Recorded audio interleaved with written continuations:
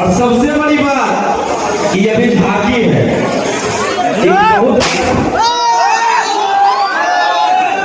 भैया एक बहुत बड़ा सॉन्ग अभी हम लोग आ रहा है अक्षरा जी के साथ,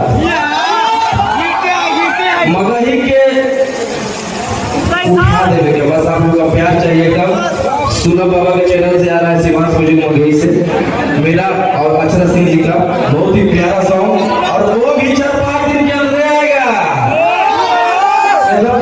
बक्से एकदम सीधे जाएगा।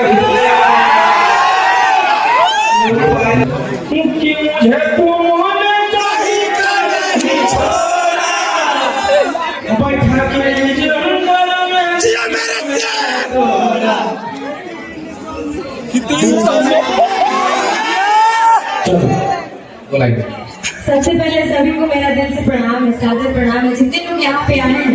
और